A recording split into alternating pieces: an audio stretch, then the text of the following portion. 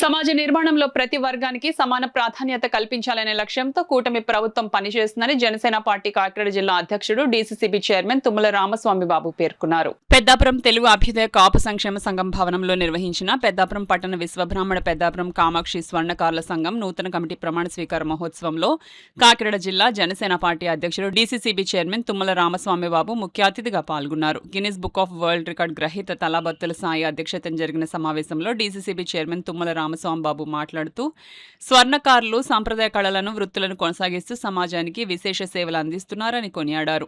సమాజ నిర్మాణంలో ప్రతి వర్గానికి సమాన ప్రాధాన్యత కల్పించాలనే లక్ష్యంతో రాష్ట్రంలో కూటమి ప్రభుత్వం పనిచేస్తోందన్నారు.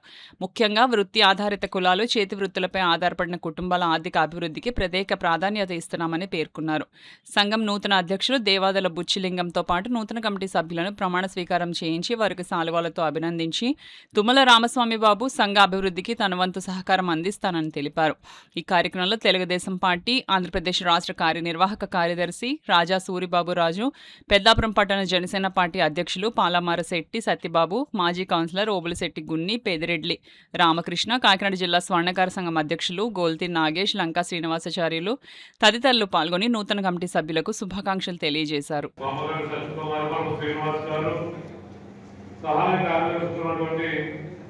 బ్రహ్మశ్రీ సుందరపు దుర్గాప్రసాద్ గారు, పాసాద్ గారు, కుంకుమల్ల వెంకట ప్రభాకర్ గారు అండ్ జనసేన పార్టీ నాయకులు కూడా